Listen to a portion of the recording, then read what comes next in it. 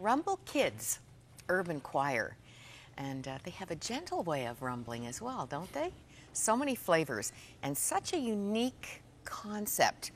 I am joined now by the couple who envisioned all this, and I'm still understanding all that's involved. I'm going to get them to explain. First of all, the director of the choir, Jessica DiSabatino, and her husband, who shared the vision when it started 7 years ago, Pastor Dave DiSabatino, both ministers with the Pentecostal Assemblies of Canada. Take us back 7 years to something you hope will change not only Toronto, but the nation.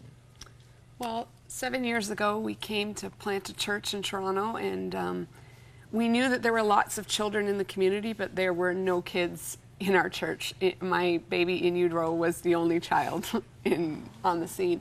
And you know, we understood that the statistics told us that many of the kids in the neighborhood that we were planting this church in wouldn't graduate from high school, that they'd drop out, that many of the kids would never have an opportunity to engage in any extracurricular activities due to the cost and lack of infrastructure. And so it was in our heart to begin a kids choir or something. We just had something in our mind that would not just be about what we were doing, but would actually help with leadership development. And so 3.5 years ago, we put a little poster out on the cooperative housing projects that we go to, and we said, we're starting this singing group. And I expected, we had a tiny little room, I mean, not bigger than a walk-in closet.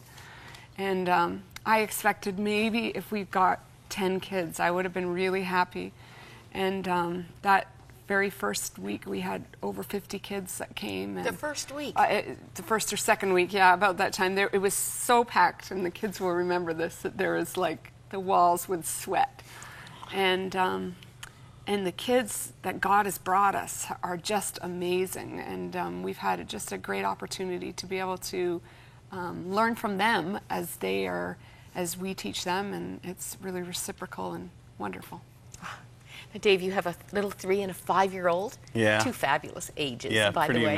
Pretty amazing, yeah. But you were just kind of on the brink of parenthood when absolutely. this huge vision was birthed. Yeah, I think what's incredible about it is just seeing the need for kids in our city, and just saying, you know, we can't let kids like this just kind of wander the streets, kind of wander around. I think of my own children and how I would not want them to just kind of floating around in life, but really just directing them, giving them opportunities. I think that's really what it is. It's just giving an opportunity to a child to say, you can do something greater with your life. And, you know, I think we've seen that time and time again with these students, that they dig in and they go for it. Just need a chance. Absolutely. And so it's really exciting to see that. Now, the church, your church is Liberty International Church. That's right. In Toronto. It's at Queensway in Islington. Yeah. The course is free. The drama course is free, but you've gone to the kids. They don't come to the church for this.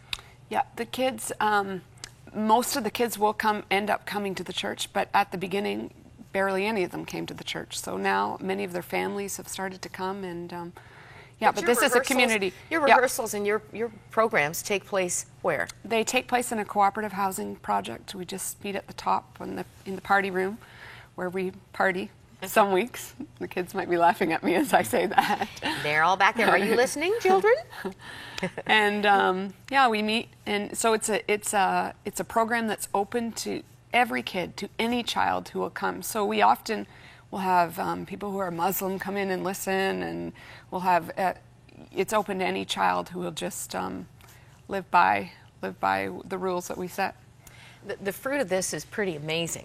Three years ago, you actually pulled together Rumble Kids. There is a CD. We are going to be hearing one of the songs from the CD in just a few minutes, because he knows who writes the lyrics. The lyrics are written by people in our church. So some of our band members that were playing today they actually wrote the song Because He Knows, and I've written some of the songs. In my earlier days, I was a rap star, so I get to live vicariously my dream out still. And the kids have input too. Yeah, the kids do. They do.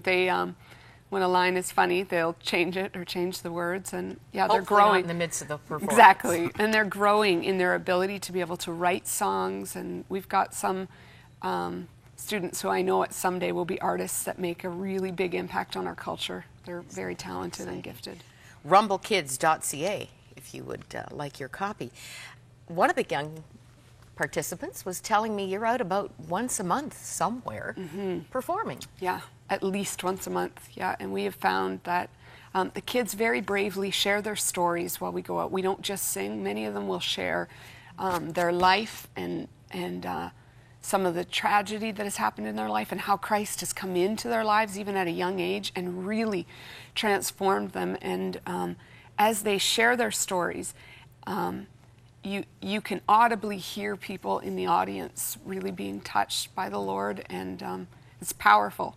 I mean, I'm overcome. I tell them every time we go out, I say I'm not going to cry, and they know that that's a big lie now, because they really are very brave and courageous. And you know, as they sing, we talk about this, that they're not just singing on their own behalf. They're singing on behalf of the thousands of children that get up in Toronto every single morning and don't have anything to eat. They're singing on behalf of their friends that they know are in horrible family situations. And so... Well, speaking of horrible things, tragedies, especially at this time of year, you both bring, and Dave, I'm looking to you first, you both bring the fruit of tragedy in your own lives. Part of the passion for this has come from pain. Yeah, absolutely. You know, I can go on a huge story here, but we had an experience as we were missionaries in Hong Kong for a period of time. And what happened was just horrible. I witnessed a suicide. It was a young lady who lit herself on fire in broad daylight, hundreds of thousands of people in the city of Hong Kong. And from that moment on, I tried to save her and help her in any way I could, to no avail. She perished right in front of me, and it was a horrible circumstance. And in that moment, I just remember saying to my wife, well, first of all, I took my shirt off and threw it on her, and I had no shirt, big guy in the Hong Kong with no shirt on. It was a bit weird. And I said to my wife, I said, can you find me a shirt, please? I don't know if there'll be anything that fits me. But anyway, she found me something, and I just said, God, can you help me through this? Because I know this is a horrible situation. And I could just see nothing else but every Chinese, Asian person, all I could see was burning. And the Lord right then and there on the bus traveling back home spoke to me and said, David, I want you to see this, because in the middle of you having your moment with me, we were in the park enjoying God's presence, reading the scripture together. He said, I want you to see that there are literally people right beside you who are burning and will perish without a knowledge of me if you don't just say hello, talk to them, share your life with them. And that was kind of the impetus to bring us to where we are in the city of Toronto, to say there are people right where we are, sitting beside us in our neighborhoods, in homes, and we just need to reach out to them and say who Jesus is, and reach out to them and let them know the love of Christ. Indeed. Yeah. Jessica, you had a personal loss. Yeah. So about 10 years ago, my younger brother was killed in a really tragic accident. And I think from that moment, I became very aware of the fact that none of us we're not promised tomorrow.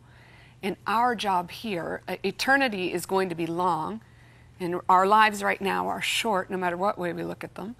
And so our job is to bring as many people as we can, to share the good news of Jesus with as many people as we can. And so this really has been an outlet for us to be able to do that, not just with these children, but the outward, the product of Rumble allows us to be able to share what God can really do with people, even broken people, what miracles He can make happen.